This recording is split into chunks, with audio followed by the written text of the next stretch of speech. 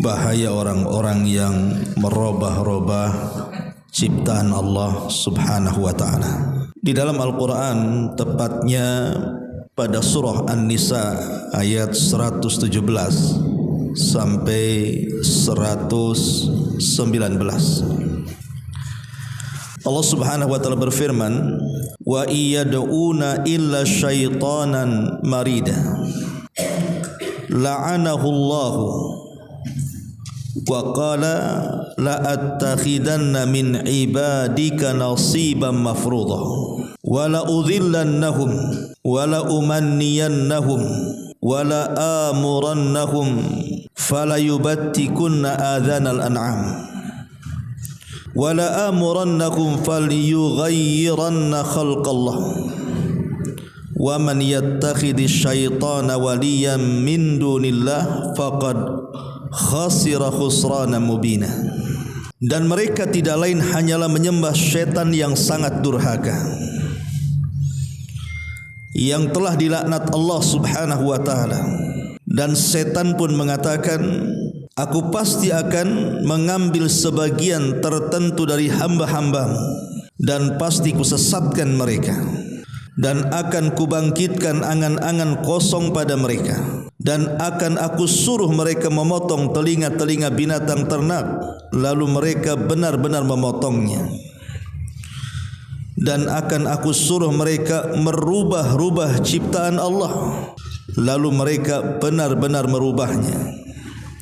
Maka barang siapa menjadikan setan sebagai pelindung selain Allah, maka sungguh dia telah menderita kerugian yang nyata." Ayat ini surah An-Nisa ayat 117 sampai 119 menjelaskan kepada kita tentang maksud daripada syaitan menggoda Bani Adam. Di antara tujuan syaitan menggoda Bani Adam adalah wala amurannahum falyughayyiranna khalqallah. Sungguh aku akan memerintahkan mereka manusia untuk merubah ciptaan-ciptaan Allah, lalu mereka benar-benar merubahnya. Dan sumpah serapah syaitan ini menjadi sebuah kenyataan. Banyak di antara manusia yang mereka terjebak dalam khutuwati syaitan, langkah daripada langkah syaitan.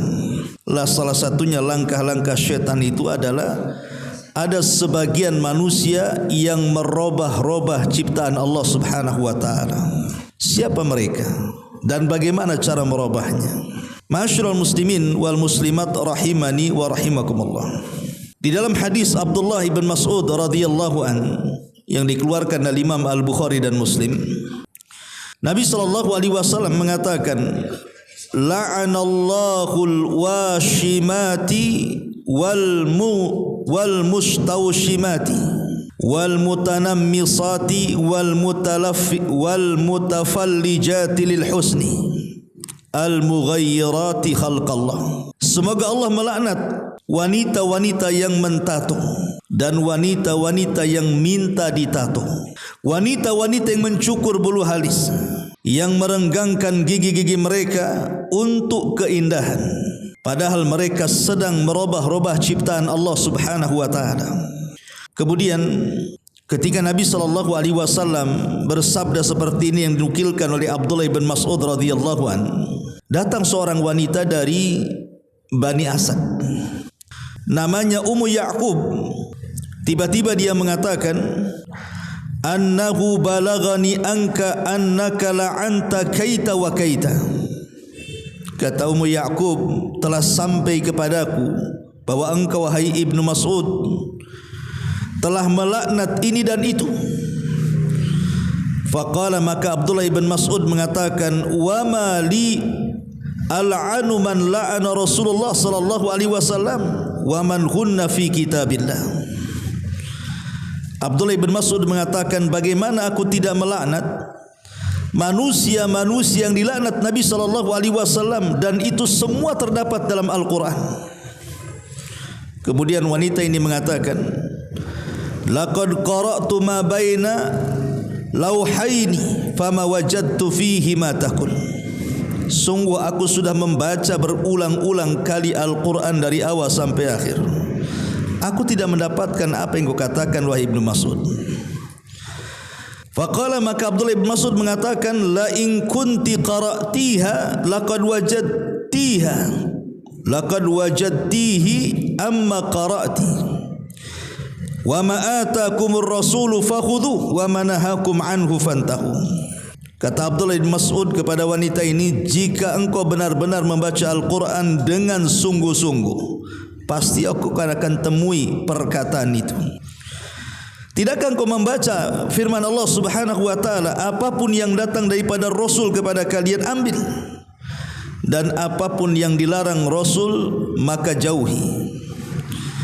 Qalat, maka wanita itu mengatakan, bala, tentu. Qala, maka Abdullah bin Mas'ud mengatakan, fa innahu qad naha anhu, bukankah Nabi SAW sudah melarang perkara itu? Qalat, maka wanita itu mengatakan, fa inni ara ahlaka yaf'alunahu, tapi masalahnya wahai Ibnu Mas'ud, aku melihat keluargamu ada yang melakukan 3 perkara tadi. Qala fadhhabi fangzuri, kalau memang kata Abdullah bin Mas'ud ada di antara keluargaku yang melakukan 3 larangan tadi, sebaiknya kau pergi ke rumahku, lihat keluargaku. Fa nadharat falam tara min hajatiha syai'a. Tiba-tiba wanita ini mengecek ke rumah Abdullah bin Mas'ud, rupanya tidak ada wanita-wanita di rumah itu yang melakukan 3 perkara itu. Faqala, maka Abdullah bin Mas'ud mengatakan, lau kanat kadzalika ma jama'tuha, kalau seandainya ada di antara keluargaku yang melakukan seperti itu, tentu aku tidak mungkin mencampuri mereka, tidak mungkin satu atap dengan mereka. Lihat bagaimana ketegasan Abdullah bin Mas'ud radhiyallahu an kepada keluarganya. Kalau ada di antara keluargaku, kata Abdullah bin Mas'ud, yang mentato atau yang ditato, yang mencukur halis atau yang dicukur halisnya, atau yang merapihkan giginya, aku tidak akan satu atap dengan mereka. Begitulah sikap para sahabat Nabi SAW ketika melihat kemungkaran. Karena 3 perkara ini adalah dosa besar. Kenapa dosa besar? Karena setiap dosa yang dimulai dengan laknat dipastikan dosa itu besar. Kalau ada dosa dimulai dengan kalimat laknat, berarti dipastikan dosa itu dosa besar, bukan dosa kecil. Dan laknat itu artinya Allah tidak akan mendekatkan hambanya dengan rahmatnya dan akan mendekatkan dengan azabnya. Jadi orang yang terlaknat itu orang dijauhkan daripada rahmat dan didekatkan dengan azab. Makanya kemudian dosa apapun yang dimulai dengan kalimat laknat maka dipastikan dosa besar. Berarti dalam hadis ini ada 3 perkara yang dianggap merubah-rubah ciptaan Allah Subhanahu wa taala. Pertama, orang yang mentato atau yang minta ditato. Disebutkan dalam hadis Bukhari dari Abi Juhaifah, qala, dia mengatakan, la'anan nabiyyu sallallahu alaihi wasallam al-washimata wal mustawshimata wa akilar riba wa mukilahu wa naha an thamanil kalbi wa kasbil baghi wa la'ana al-musawwirin. Nabi SAW melaknat pelaku pembuat tato atau orang yang minta ditato, kemudian pemakan riba atau yang memberikan riba, kemudian melarang menjual beli anjing termasuk upah para pelacur, dan melaknat orang-orang yang menggambar melukis makhluk-makhluk yang bernyawa.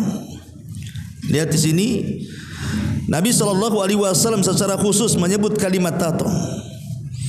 Bahwa Rasulullah SAW melaknat pelaku tato dan yang minta ditato, kemudian pelaku riba dan yang minta atau yang memberi riba, kemudian juga melarang, artinya diharamkan jual beli anjing, kemudian juga haram upah pelacur, dan melaknat orang-orang yang menggambar atau melukis makhluk yang bernyawa.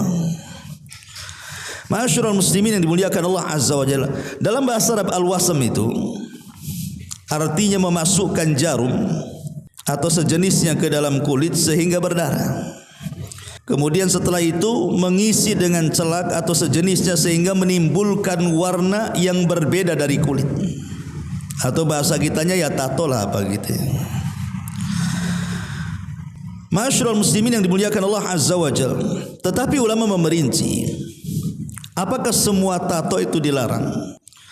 Ataukah ada tato yang dibolehkan?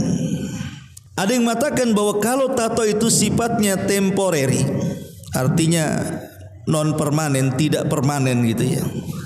Seperti umpamanya ada seorang wanita hendak menikah, biasanya kan tangannya dihena tuh, digambar-gambar. Ya, digambar bunga, digambar apa, itu tato juga dalam bahasa Arabnya. Tetapi kan tidak permanen itu. Karena kalau terkena air atau mungkin dibasuh atau digosok pun bisa hilang dia. Maka tato jenis seperti ini tidak ada masalah. Atau stiker yang kalau ditempel kemudian dicabut lagi hilang kan gitu tato tuh. Maka yang seperti ini tidak ada masalah. Jadi larangan ditato itu maksudnya adalah yang sifatnya permanen. Kalau sudah ditato tidak bisa dihilangkan kecuali dengan sangat sulit dihilangkan, entah dengan laser, entah dengan apa kan itu. Itulah yang dimaksud hadis Nabi SAW. Makanya Imam An-Nawawi rahimahullahu ta'ala, beliau mengatakan tentang masalah ini dalam Ta'liq Al-Farra, dinyatakan bahwa tato itu harus dihilangkan. Al-washmu yuzalu bil ilaji. Tato harus dihilangkan dan harus diobati. Tetapi kata beliau, fa illam yumkin illa bil jurhi wala yujrahu wala ithma alaihi, la yujrahu wala ithma alaihi ba'da taubati. Beliau mengatakan, jika tidak mungkin dihilangkan kecuali harus dilukai, maka tidak perlu dilukai dan tidak ada dosa setelah dia bertobat kepada Allah Subhanahu wa taala. Kata Imam Nawawi, kalau memang seandainya harus melukai dengan cara yang membahayakan, tapi kan sekarang alhamdulillah, sekarang kan ada alat-alat penghilang tato kan, yang tidak melukai, maksudnya dengan laser dengan apa kan. Tapi kalau zaman dulu kemudian harus disetrika dan begitu seterusnya, nanti ngecap pula tato setrika di situ. Jadi maksudnya di sini kalau memang menyakitkan dan memadharatkan orang yang bertato ini, maka Imam Nawawi mengatakan tobatnya tidak perlu dihilangkan. Tetapi kata para ulama yang lain, walaupun demikian tutuplah tato itu dengan pakaian. Sebisa mungkin kalau bisa jangan ketahuan dia punya tato. Cukuplah antara dia dengan Allah itu dosa masa lalu. Karena kalau apalagi kemudian kalau tato itu ditampak-tampakkan, maka ini sama dengan menampakkan dosa masa lalu. Ya, kecuali karena hajat kebutuhan, mungkin kepanasan, haredang atau apa gitu kan, terpaksalah di sewaktu-waktu dibuka kan itu. Tapi sebaiknya tato itu ditutup kalau tidak bisa dihilangkan. Lalu bagaimana tentang solat orang yang bertato? Maka fatwa para ulama seperti disebutkan dalam fatwa Syabakah Islamiyah, para ulama mengatakan fala yakhfa 'alaika anna wad al-washmi 'alal jasadi dzambun 'azimun wa ma'a dzalika la ta'thirahu 'ala sihhati salati. Tidak diragukan bahwa mentato badan adalah dosa besar, meskipun demikian hal itu tidak mempengaruhi keabsahan salat. Artinya salatnya sah saja. Ya, selama tadi ditutup gitu ya, supaya tidak dilihat orang, tidak membuat suudzon orang. Dia sudah tobat, tapi kalau tatonya masih nempel, orang suudzon, jangan-jangan ini orang jahat nih, jangan-jangan ini preman nih, jangan-jangan ini orang enggak bagus kan. Jadi buat suudzon orang. Sementara tempat-tempat yang menimbulkan prasangka orang itu harus ditinggalkan. Lah salah satunya ditutup gitu ya. Ini yang pertama. Yang kedua, Nabi SAW melarang untuk mencukur halis, karena ini bagian daripada merubah-rubah ciptaan Allah. Sama dengan tato juga. Allah Subhanahu wa taala sudah bagus-baguslah menciptakan kita ini sebaik-baik bentuk, dirusak pula. Bahkan naudzubillah, Tato ini sekarang berkembang bukan hanya di badan, sampai ke mata. Bayangkan kelopak mata itu sampai ditato, naudzubillah. Sudah kayak mata kucing. Sudah menyeramkan, tengoknya juga enggak. Walaupun perempuan itu secantik-cantiknya pun hilang kecantikannya. Setampan-tampannya manusia pun hilang ketampanannya. Yang ada ketakutan karena biasanya tato itu identik dengan orang jahat biasanya. Kalau orang baik kan enggak ada. Coba antum ke pesantren-pesantren, ada santri yang ditato? Ya, enggak ada. Orang baik itu enggak mungkin ditato. Karena ini memang perbuatan orang-orang fasik kan gitu. Awalnya dari kafir ditiru oleh umat Islam. Tatonya orang kafir dihapus, umat Islam pula makin banyak tatonya tuh. Nah ini merubah-rubah ciptaan Allah, dilaknat oleh Allah Subhanahu wa taala. Jadi yang kedua ini mencukur bulu hadis. Nabi SAW tadi mengatakan la'anallahul washimati wal mustaushimati wal mutanammisati wal mutafallijat. Allah melaknat tukang tato, orang yang ditato, dan orang-orang yang mengikir atau merenggangkan gigi untuk kecantikan, dan itu merubah ciptaan Allah, dan orang-orang yang mencukur bulu halus.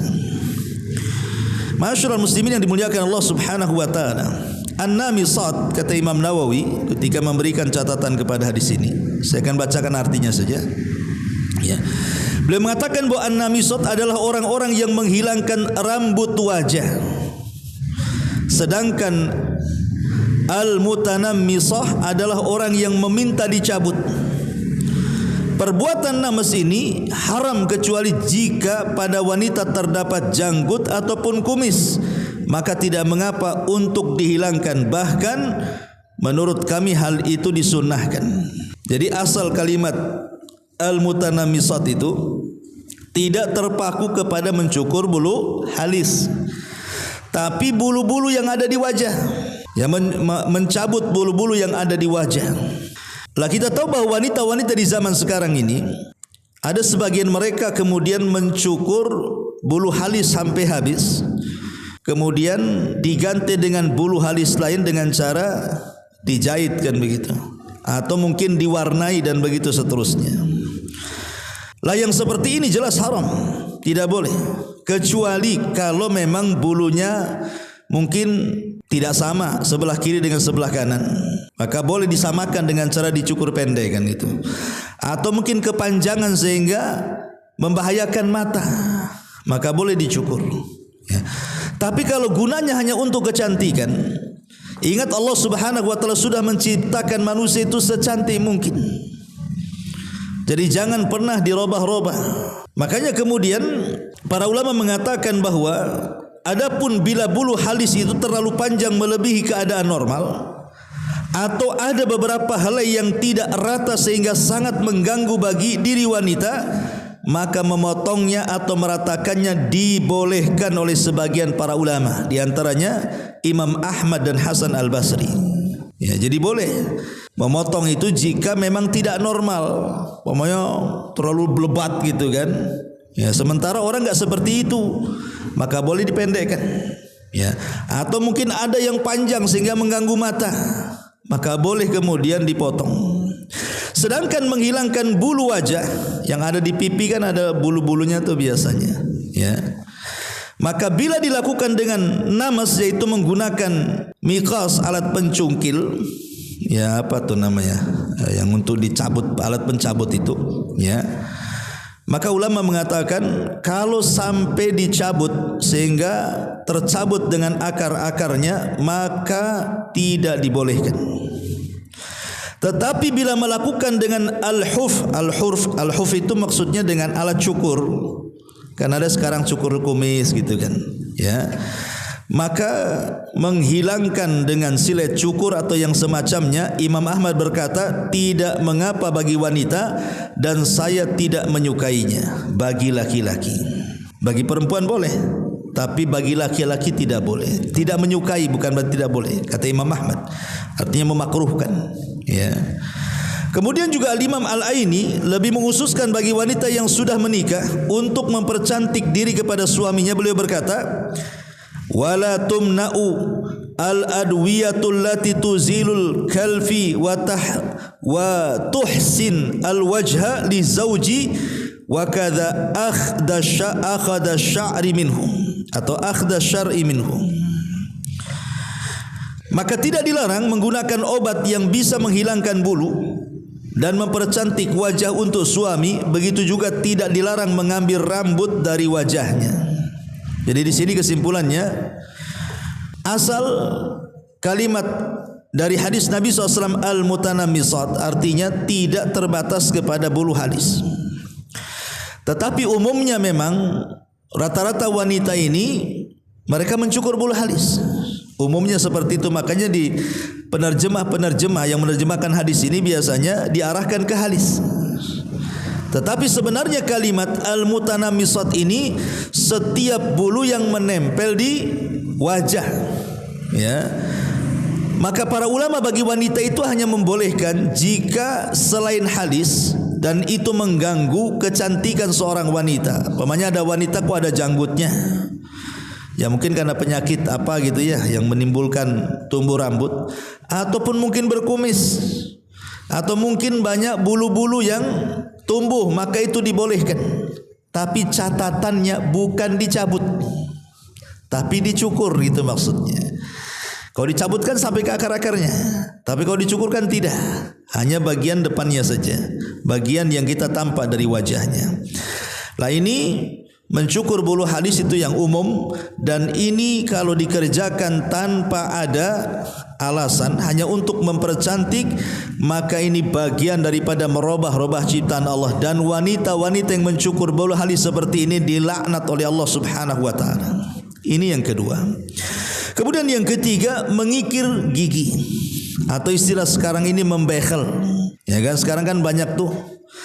Kalau dulu saya lihat perempuan, karena laki-laki udah banyak pula dibekel itu. Gimana makannya orang dibekel tuh ya? Apa enggak kalau makan tulang, makan apa enggak kesangkut-sangkut kawat tuh. Kan? Ya. Jadi Al-Imam Ibnu Utsaimin rahimahullahu taala pernah ditanya hukum bekel. Ya. Syekh, bagaimana hukumnya memperbaiki gigi ataupun meratakan, merapihkan gigi? Maka beliau menjawab ada dua kategori. Pertama, jika tujuannya supaya bertambah cantik ataupun indah, maka ini hukumnya haram. Nabi SAW melaknat wanita-wanita yang menata gigi agar terlihat lebih indah, dan itu umumnya seperti itu kan. Umumnya membekel itu supaya giginya bagus, ya kan, indah, supaya senyumnya senyum Pepsodent atau apa gitu kan. Rata-rata kan seperti itu. Ini dilaknat, tidak boleh. Ya, ini kategori pertama. Kategori kedua, artinya kalau untuk wanita saja, padahal kan tuntutan wanita itu cantik kan, itu aja dilarang. Apalagi laki-laki, untuk apa laki-laki? Laki-laki itu justru kalau semakin jelek gitu ya, semakin hitam semakin itu makin gagah harusnya. Ini enggak, laki-laki tak mau ketinggalan juga, kayak perempuan juga, kayak banci jadinya. Ya. Kemudian yang kedua, jika seorang ini memperbaiki karena sebuah cacat, kata Syekh Utsaimin, tidak mengapa ia melakukannya. Sebagian orang ada sesuatu cacat pada giginya, mungkin pada gigi serinya atau gigi yang lainnya. Cacat tersebut membuat orang merasa jijik untuk melihatnya, maka tidak mengapa orang ini merapihkannya. Seperti memang terlalu regang giginya kan, jauh. Kalau makan loncat pula itu dari situ tuh makanan tuh. Nah, itu kan terlalu renggang namanya. Kita ratakan, karena apa? Karena memang enggak seperti itu giginya manusia. Jadi kalau dibalikan kepada hukum asalnya, bukan merubah ciptaan Allah. Tapi kalau giginya sudah rapat kan itu, ya walaupun mungkin ada belok sana sini, sebenarnya tidak ada masalah. Justru kalau seandainya diratakan, kalau untuk perempuan saja untuk kecantikan dilarang, macam mana pula laki-laki yang tidak dituntut untuk cantik laki-laki itu? Maka ini juga tidak dibolehkan. Adapun kalau memang karena sebuah penyakit, maka tidak ada masalah, karena ada hadis Nabi SAW yang menopang. Jadi dahulu diriwayatkan dari Abdurrahman bin Tarfah ini, kakeknya ini bernama Arfajah. Jadi ada seorang sahabat namanya Arfajah radhiyallahu an, Ibn Sa'ad. Jadi waktu peperangan itu ketebas ininya hidungnya nih. Hidungnya hilang. Ya, jadi rata dengan wajah karena hidungnya hilang, ketebas pedang. Ya. Jadi akhirnya kemudian dibuatlah hidung-hidungan dari perak, tempel gitu hidung-hidungan dari perak kan. Tapi akhirnya membahayakan bagi hidungnya, membusuk sehingga beraroma tidak sedap. Maka Nabi SAW menyuruh untuk diganti, sebaiknya dibuat dari emas supaya tidak membahayakan. Akhirnya dibuanglah perak itu, kemudian oleh Rasul disuruh untuk diganti hidung-hidungan dari emas. Setelah dibuatkan, rupanya hilang baunya tadi. Nah ini kan tidak ada masalah kan, menempelkan sesuatu di hidung kan, karena memang hidungnya nggak ada. Akhirnya dipasanglah hidung-hidungan. Ya, karena manusia kan asalnya ada hidungnya kan gitu. Ketika dikasih hidung-hidungannya tidak ada masalah. Ya ini menurut kata ini istidlalnya adalah artinya jika ada penyakit atau cacat atau apapun maka tidak masalah. Itu tidak merubah-rubah ciptaan Allah Subhanahu wa taala. Berarti dari sini ikhwatu fillah muliakan Allah Subhanahu wa taala. Ada 3 perkara yang kita simpulkan dari 3 perkara ini. Pertama, kata ulama, maka lil ilaji wa izalati da'i, selama untuk pengobatan dan menghilangkan penyakit maka tidak mengapa. Selama untuk pengobatan dan menghilangkan penyakit tidak mengapa. Yang kedua, maka li izalatil aibi tari, selama untuk menghilangkan aib. Bawahnya tadi alisnya kepanjangan jadi jelek kan itu ya, maka tidak mengapa dihilangkan, dicukur gitu. Kemudian yang ketiga, maka zinatun tari'atun la tabqa wala tataghayyar asla khalqiyah, selama untuk perhiasan, untuk kecantikan dan tidak merubah asal ciptaan Allah, maka tidak mengapa. Seperti tato tidak permanen, untuk kecantikan juga kan, tapi kan tidak permanen, maka itu dibolehkan. Itu kesimpulan dari 3 perkara ini. Kemudian yang keempat, operasi merubah badan. Seperti mamanya laki-laki jadi perempuan, dioperasi kemaluannya kan, akhirnya jadi banci betul-betul sampai operasi tete atau operasi kemaluan dan begitu sudah kan banyak tuh. Ya, sampai operasi hidung, operasi dagu, operasi apa sajalah, biar enggak nampak ke laki-lakiannya karena ingin jadi perempuan. Ini termasuk daripada merubah-rubah ciptaan Allah. Karena sudah di luar, Allah sudah mengkodratkan dia laki-laki, kenapa jadi perempuan? Atau sebaliknya, Allah sudah mengkodratkan dia perempuan, kenapa harus tomboy jadi laki-laki? Sehingga harus dioperasi sana, operasi sini. Maka tidak dibolehkan. Seperti orang pendek ingin tinggi, akhirnya ditambah kakinya jadi tinggi kan, itu kan ada tuh sekarang ini kan. Biar nampak tinggi dioperasi, ditambah tulang apa, tulang sapi mungkin di sini enggak tahu juga kan. Yang jelas pengen tinggi lah ya. Nah, ini juga diantara merubah-rubah ciptaan Allah Subhanahu wa taala. Tapi kalau seandainya maksudnya operasi ini memang di luar tabiat manusia, seperti orang yang sumbing. Kan manusia asalnya tidak sumbing, kemudian dioperasi biar hilang sumbingnya, ini bukan merubah ciptaan Allah. Karena memang pada dasarnya manusia tidak sumbing, kemudian dioperasi jadi baik, nah itu boleh, nggak ada masalah. Ya, tapi kalau umpamanya merubah ciptaan Allah, dia jenisnya laki-laki kemudian dioperasi biar seperti perempuan atau sebaliknya, maka ini dilaknat. Merubah-rubah ciptaan Allah Subhanahu wa taala. Ini juga termasuk merubah ciptaan Allah. Ini yang keempat. Yang kelima, tentang hukum memutihkan kulit. Biasanya kan perempuan datang ke dokter disuntik, dikasih vitamin C atau apa kan itu ya. Akhirnya jadi robahlah tuh kulit hitam itu jadi putih gitu. Maka ini pun dibahas oleh para ulama. Apakah memutihkan kulit orang yang sudah ditakdirkan warnanya hitam, kemudian datang ke dokter dikasih obat, disuntik sana, suntik sini, akhirnya putih, itu juga termasuk orang-orang yang merubah ciptaan Allah? Para ulama mengatakan, pertama, bahwa perubahan warna kulit yang gelap menjadi cerah dengan krim atau formula kosmetik dan yang lainnya, ya, jika perubahannya hanya sementara, maka ini tidak termasuk dalam larangan. skincare dan lainnya kan ada sekarang untuk perempuan tuh kan. Kalau nggak pakai kusam lagi, udah kayak orang tua lagi. Kalau dipasang jadi muda lagi kan itu ya. Itu kan nggak permanen itu namanya kan. Kalau dipasang itu nampak lah kayak gadis. Kalau hilang kena hujan nampak kayak nenek. Kan ada orang yang seperti ini. Nah, ini nggak permanen. Kalau yang seperti ini nggak ada masalah. Ya, jadi kalau memang tidak permanen itu tidak ada masalah. Ya.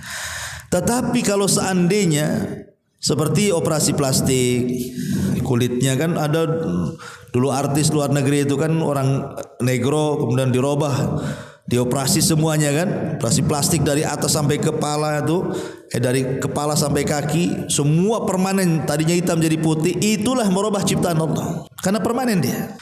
Ya, jadi kalau dibuat permanen maka masuk pada ayat Al-Quran tadi, fala yughayyiranna khalqallah, maka aku akan suruh, kata setan, merubah ciptaan Allah, maka mereka pun merubahnya.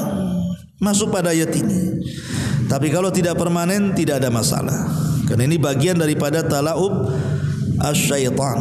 Ya, makanya di sini ada dua juga istilahnya, permanen atau tidak permanen. Sebenarnya hukumnya di situ. Kalau permanen tidak boleh.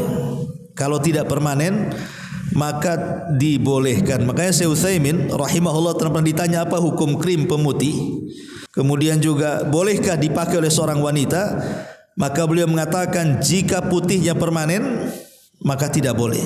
Kan itu serupa dengan merubah ciptaan Allah. Dan apa bedanya dengan tato? Ya, kata beliau disamakan dengan tato. Ya. Tapi kalau seandainya tidak permanen maka tidak mengapa. Seperti umpamanya mengkonsumsi vitamin C. Ya, salah satunya biar nampak putih, nampak mulus, nampak halus dan begitu seterusnya, maka ulama membolehkan, kecuali kalau vitamin ini memadorotkan kepada badan lain. Itu bukan masalah larangan memutihkan, tapi memadorotkannya itu. Karena tidak semua obat yang masuk itu kan cocok dengan badan. Ada juga yang tidak cocok, makanya harus resep dokter biasanya kan itu. Ya, jangan coba-coba main beli obat karena termakan berita hoax di internet. Ini kalau makan ini sembuh ini langsung beli kan itu. Kadang-kadang negeri kita ini mudah terkena hoax. Ada iklan aja di Facebook, wah ini kebetulan penyakit saya sama dengan yang di Facebook ini. Padahal hoax saja itu kadang-kadang. Kita percaya beli makan, itu madaratkan kan. Dari mana belum diteliti, resep dokter belum ada, maka ini masuk dalam kategori la dharara wala dirar. Tidak boleh mencelakakan diri sendiri atau tidak boleh mencelakakan orang lain. Ini yang kelima. Kemudian yang keenam, menghitamkan rambut. Ini juga bagian daripada merubah ciptaan Allah Subhanahu wa taala. Jabir bin Abdullah radhiyallahu dia mengatakan, kata beliau, utiya bi Abi Quhafata yauma fathi Makkah wa ra'suhu wa lihyatuhu kathaghamati bayadan. Jadi satu hari ayahnya Abu Bakar, namanya Abu Quhafa itu, kan di antara keluarga Abu Bakar yang telat masuk Islam itu ayahnya. Semua sudah masuk Islam, ayahnya belum. Ayahnya Abu Bakar itu baru masuk Islam setelah Fatu Mekah. Jadi setelah Mekah dikuasai Rasul, baru dia ada hidayah ingin masuk Islam. Lah kebetulan Abu Quhafa itu kan buta, sudah tua. Kemudian juga rambut dan janggutnya sudah beruban semuanya. Maka Nabi SAW menyuruh kepada Abu Quhafa untuk merubahnya dengan cara menyemirnya. Jadi biar kan nampak tua kali. Kata Rasul, ghayyaru hadza bi syai'in. Sebaiknya rambut bapakmu hai Abu Bakar sama janggutnya itu robahlah dengan sesuatu. Tapi kata Rasul, wajtanibus sawad, jauhi warna hitam. Boleh dengan warna yang lain, tapi jauhi warna hitam. Ya. Dari sini kata para ulama, orang yang merubah, di antara orang-orang yang merubah ciptaan Allah adalah dengan cara menyemir dengan menggunakan warna hitam. Tidak laki-laki, tidak perempuan. Tetapi kalau mirip-mirip antara merah dengan hitam, pirang dan begitu seterusnya, maka tidak mengapa. Ya, tapi kalau warna hitam mutlak, yang dilarang itu kan hitam mutlak maksudnya. Memang hitam tok-tokan bahasanya, 100% hitam, itu yang dilarang. Ya, tapi kalau hitamnya tidak mutlak, ada warna lain yang mendominasinya, maka tidak terlarang. Walaupun mirip-mirip hitam. Yang jelas bukan hitam mutlak ya. Karena ulama mengatakan yang dilarang di sini adalah sawadul mutlak. Memang hitam secara mutlak. Itu yang dilarang, diharamkan, tidak boleh. Dan itu telah merubah-rubah ciptaan Allah Subhanahu wa taala sehingga Rasul mengatakan yakunu qaumun yakhdhibuna fi akhiriz zaman bisawad, akan datang sebuah kaum kata Rasulullah di mana di akhir zaman banyak orang-orang yang mereka menyemir rambut-rambut mereka dengan warna hitam. Jadi 14 abad yang silam Rasul sudah mengatakan akan muncul sebuah kaum di akhir zaman di mana mereka akan menyemir rambut-rambut mereka dengan warna-warna hitam. Shadaqah Rasulullah. Memang betul Rasul bersabda seperti itu. Hari ini rata-rata orang takut tua kan.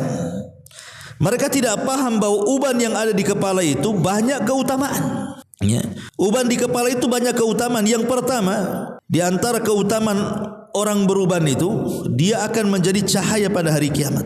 Jadi uban itu akan menjadi cahaya bagi kita kelak pada hari kiamat.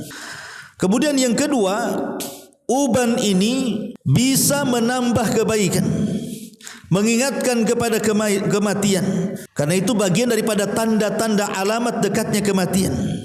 Karena biasanya kalau normal ya, orang beruban itu kalau sudah di atas 40 tahun biasanya sudah mulai muncul 1, 2, 3. Normalnya orang lah ya. Kalau di bawah 40 tahun itu jarang orang beruban tuh. Tapi kalau sudah di atas 40 tahun ke atas, itu biasanya muncul satu-satu tuh.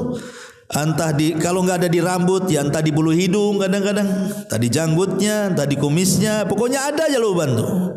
Itu sebenarnya itu tanda-tanda dekatnya kematian tuh. Walaupun itu bukan alamat pasti orang beruban itu besok mati, tidak ya. Maksudnya sudah dekat karena memang rata-rata munculnya itu 2/3 hidupnya sudah dilalui. Kalau mengikuti hadis Nabi itu bahwa umur manusia itu, umur umat Rasul berkisar 60 sampai 70 tahun. Berarti kalau sudah 40 tahun kan 2/3 hidup sudah lalu itu. Tinggal sepertiganya saja kan. Makanya biasanya di atas 40 tahun baru muncul uban. Lah ini sebenarnya mengingatkan kepada kematian. Ya, jadi bukan hanya menambah kebaikan, mengangkat derajat, menghilangkan kesalahan, juga bisa mengingat kematian. Makanya jangan sampai dirubah dengan warna hitam, nanti enggak ingat mati jadinya. Rasanya muda terus ya. Dan lebih daripada itu, uban itu adalah cahaya kelak pada hari kiamat yang akan menerangi kita di hari yang tidak ada cahaya kecuali cahaya Allah. Makanya jangan pernah dicabut uban itu. Ustadz gatal apa kan itu? Itu tombe bukan uban tuh yang gatal tuh. Ya, pakai sampo lah, berarti enggak pernah sampoan dia. Yang enggak beruban aja garu-garu. Alasan aja itu gatal tuh ya. Intinya bahwa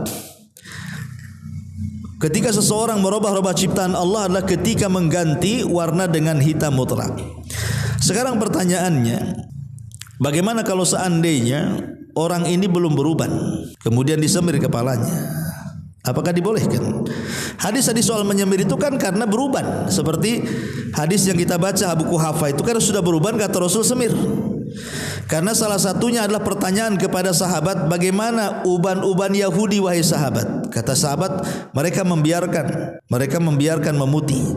Maka kata Rasulullah, selisih Yahudi, warnai rambut-rambut kalian dengan henna, ya, tapi hindari warna hitam, kata Rasul. Jadi ketika kita ini menggunakan henna, itu salah satunya adalah untuk menyelisih Yahudi sebenarnya. Nah, ketika kemudian kata Rasul hindari warna hitam, karena takut warna hitam itu bisa merubah ciptaan Allah. Itu maksudnya ya. Lah di sini ulama mengatakan, jadi yang jelas jika belum beruban, jika disemir ataupun diwarnai, maka ulama mengatakan, kata Syekh Shalih Fauzan hafizahullah taala dalam fatwanya, dan juga Syekh Albani juga berpendapat seperti ini, bahwa kalau seandainya rambut kita ini tidak beruban, sebaiknya tidak disemir. Karena umumnya semir ini biasanya dilakukan orang-orang fasik, orang yang tidak beruban kemudian disemir rambutnya, itu umumnya dilakukan orang fasik. Sehingga ketika kemudian seseorang menyemir rambut padahal rambutnya belum beruban, maka masuk dalam kategori man tasyabbaha biqaumin fahuwa minhum. Barang siapa yang tasyabbuh dengan sebuah kaum, maka dia termasuk kaum itu. Maka kata Syekh Shalih Fauzan, Syekh Albani dan yang lainnya mengatakan sebaiknya tidak usah disemir. Kalau belum berubah, biarkanlah begitu. Malah cantik hitam kan gitu. Itulah ciptaan Allah seperti itu. Kenapa kemudian dirubah-rubah? Ya. Nah ini juga diantara perkara-perkara yang dianggap merubah ciptaan Allah. Taib, lalu apa hikmah pelarangannya? Apa sih hikmahnya? Kenapa kemudian perkara-perkara ini diharamkan? Pertama, karena merubah-rubah ciptaan Allah itu ma fiha minal ghisyi wal khida. Di dalamnya terdapat penipuan, terdapat kebohongan dan penipuan. Ya. Ini yang pertama.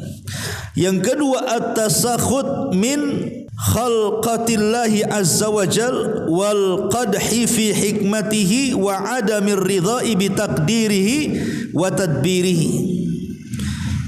Karena ini mengundang kemurkaan Allah ketika seseorang itu tidak yakin dengan ciptaan Allah. Dia sudah mencacati hikmah Allah menciptakan badannya seperti itu.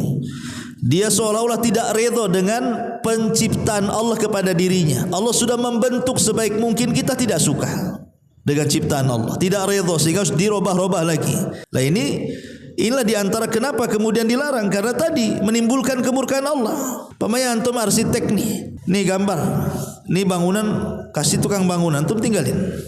Tahu-tahu setelah jadi kok beda rumah dengan gambar nih, apa nggak marah arsitek itu kan gitu? Kurang lebih seperti itu. Ini kepada makhluk. Mimbabil aula Allah Subhanahu wa taala kan. Makhluk aja bisa marah kalau buat rumah tidak sesuai gambar. Kok kamu tukang pandai-pandai aja buat rumah? Saya buat 1 tingkat, kok buat 3 tingkat? Patutlah uang saya habis katanya kan. Nah ini kadang-kadang sesama makhluk saja bisa murka, bagaimana Allah Subhanahu wa taala yang menciptakan kita. Makanya di sini ini yang kedua, ini kenapa hikmah dilarang. Yang ketiga, karena sama dengan mengikuti hawa nafsu. Biasanya orang-orang yang merubah-rubah tadi seperti mencukur alis, mengikir gigi, mentato, merubah rambut berwarna hitam atau mengoperasi laki-laki dan menjadi perempuan dan begitu terusnya, itu umumnya karena dorongan syahwat. Umumnya karena dorongan syahwat. Dan syahwat ini bagian daripada khutuwati syaitan. Ya, langkah daripada langkah-langkah syaitan, dan ini taklid dengan orang kafir dan fasik. Umumnya yang melakukan ini orang kafir dan fasik. Berarti hakikatnya kita ingin tasyabuh dengan mereka dan mengikuti syahwat-syahwat kita, naudzubillah. Ya. Kemudian juga yang nomor 4 hikmahnya, kenapa Allah Subhanahu wa taala melarang? Karena Allah Subhanahu wa taala hakikatnya tidak pernah memandang fisik kita. Allah enggak pernah mandang fisik kita. Innallaha la yanzuru ila suwarikum wala ila amwalikum walakin yanzuru ila qulubikum wa a'malikum. Allah tidak pernah memandang fisik kalian. Allah tidak memandang harta kalian. Yang Allah pandang itu hati dan amal kalian. Boleh jadi mungkin Anda yang cantik, mungkin manusia terpukau dengan kecantikan, tapi belum tentu Anda mulia di hadapan Allah. Anda yang tampan juga sama. Boleh jadi mungkin terpukau manusia dengan ketampanan kita, tapi apakah Anda mulia di hadapan Allah? Tidak. Orang yang sumbing, orang yang boleh jadi mungkin giginya songong atau apa istilahnya, mungkin nampaklah jelek dalam zahirnya, manusia memandang dia, tapi belum tentu dia hina di hadapan Allah Subhanahu wa taala. Jangan-jangan orang itu pula yang paling mulia. Nah, dari sini kita tahu bahwa kenapa ini semua hikmah dilarang, karena di dunia ini Allah Subhanahu wa taala ciptakan kita untuk beribadah, bukan untuk yang lainnya. Inilah diantara perkara-perkara kenapa Allah Subhanahu wa taala melarang kita ini merubah-rubah ciptaan Allah Subhanahu wa taala. Qatu filim muliakan Allah Subhanahu wa taala. Ulama mengatakan innallaha qad azhaba 'anna aibatal jahiliyah. Sesungguhnya Allah sudah menghilangkan dari kita ini tradisi-tradisi buruk jahiliyah. Walidzalika la budda minal wukuf inda hududillah. Oleh karena itulah maka sudah selayaknya kita ini harus berdiam diri pada batasan-batasan yang Allah sudah batasi. Wa haula'il ladzina ya'maluna al-munkarat. Adapun mereka orang-orang yang melakukan kemungkaran-kemungkaran yang tadi saya sebutkan, Ya, seperti orang-orang yang mentato, orang-orang yang mencukur halis, orang-orang yang mengikir gigi, orang-orang yang menyemir dengan hitam, orang-orang yang mengoperasi dan begitu seterusnya. Ya, hakikatnya mengembalikan zaman ini ke zaman jahiliyah. Tapi di zaman jahiliyah saja tidak seperti di zaman sekarang. Ya, zaman jahiliyah ada orang yang bertato. Tapi di zaman itu tidak ada operasi kan. Laki-laki dioperasi jadi perempuan, perempuan jadi laki-laki. Naudzubillah, di zaman itu kan belum ada. Artinya bahwa kondisi zaman sekarang ini justru lebih parah dibandingkan orang-orang jahiliyah di zaman dulu. Jangankan perkara itu, ketika Nabi SAW menyebutkan tentang dua kelompok, kata Rasul, aku gak pernah melihat di zamanku ada. Dan dua kelompok ini nanti ada setelah kematianku, kata Rasul. Ini artinya di akhir zaman. Dan mereka tidak akan pernah mencium bau surga. Kemudian Rasul menyebutkan seorang wanita yang berpakaian dan telanjang, kemudian juga melenggak-lenggok seperti punuk unta. Kemudian Rasul mengatakan di akhir hadis mereka tidak akan mendapatkan bau surga apalagi sampai memasukinya. Artinya yang seperti ini saja tidak ada di zaman Nabi. Padahal di zaman Nabi itu disebut jahiliyah. Ya, karena saking jahilnya disebut jahiliyah. Tapi orang sekarang kalau dikatakan jahiliyah apa nggak ngamuk tuh, ngamuk. Padahal lebih jahiliyah dibanding orang jahiliyah tuh. Kalau melihat seperti ini. Karena ketika Nabi Allah Subhanahu wa taala mengatakan wala tabarrujna tabarrujal jahiliyatil ula, janganlah kalian bertabarruj, berdandan seperti ala jahiliyah. Tabarruj dari jahiliyah itu seperti apa coba? Disebutkan oleh ahli tafsir, mereka kalau pakai jilbab nampak depan sininya, rambut depannya pakai jilbab, tapi pakai jilbab, tapi nampak sininya. Ya. Kemudian nampak lehernya. Nampak lehernya. Kemudian ada gelang kakinya. Kalau ngelangkah itu gemerincing. Ya. Itu tabarruj yang dilarang dalam Quran, yang disebut tabarruj jahiliyah itu. Sekarang kita lihat tampilan muslimah zaman sekarang. Bukan cerita terbuka begini atau lehernya, semua dibuka. Ya, dari atas kepala sampai kaki dibuka. Tapi kalau dikatakan jahiliyah apa nggak murka dia? Enak saja saya disebut jahiliyah kan. Orang jahiliyah nggak ada seperti kamu tuh. Mereka masih sopan berpakaian. Ya. Tapi itu juga dilarang dalam Al-Quran kan. Jangan kalian berdandan seperti dandanan jahiliyah. Rupanya sekarang lebih jahiliyah di atas jahiliyah lagi. Karena semua dibuka masalahnya, aurat ditampakkan kemana-mana. Naudzubillah. Apalagi persoalan-persoalan seperti ini. Jadi intinya bahwa merubah-rubah ciptaan Allah Subhanahu wa taala ini sangat terlarang keras dalam agama, maka hendaklah ditinggalkan. Dan ini wasiat kepada antum yang punya anak-anak. Ya kan di zaman sekarang kan kalau anak-anak itu tidak betul-betul diawasi orang tua, masuk pada pergaulan bebas, naudzubillah. Kadang-kadang saya itu lihat anak-anak kecil ikut anak-anak pang kesana kemari, tato berserakan di mana-mana. Kadang pikir mana lah orang tuanya ini. Pas tengok orang tua lebih banyak tatonya, oh orang tuanya pang, anak ikut pang juga jadi.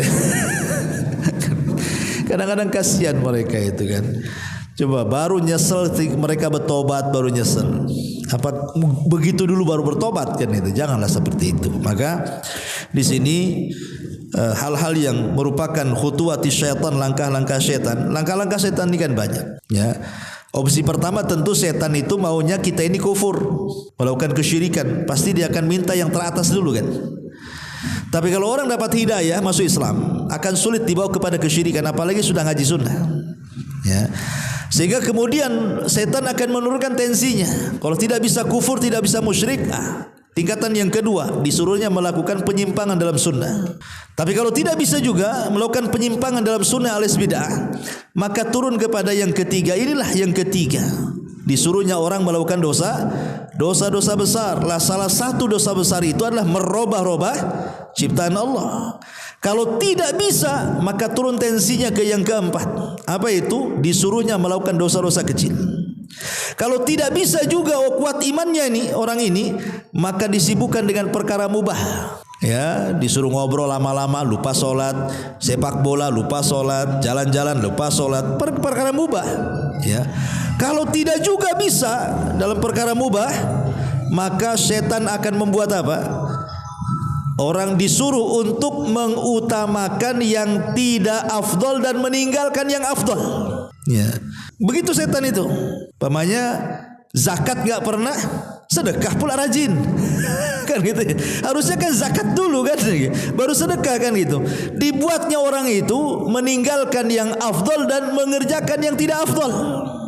Kalau tidak bisa juga, itu setan akan mengerahkan semua pasukannya, disuruhnya supaya manusia itu bertengkar satu dengan yang lainnya. Itu disebut tahris namanya. Ya, at-tahrisi bainakum, dibuatnya orang itu dengki, dibuatnya orang itu dendam, dibuatnya tetangga ngomongin kita, akhirnya kita bermasalah. Itu semua langkah-langkah setan. Itu banyak itu langkah-langkah setan itu.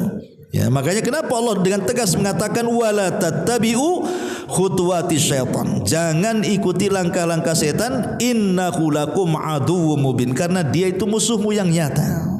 Setan itu musuhmu yang nyata. Wallahu a'lam bishawab. Ini yang bisa saya sampaikan. Mudah-mudahan ada manfaatnya. Subhanaka wa bihamdika asyhadu an la ilaha illa anta astaghfiruka wa atubu ilaik. Allahu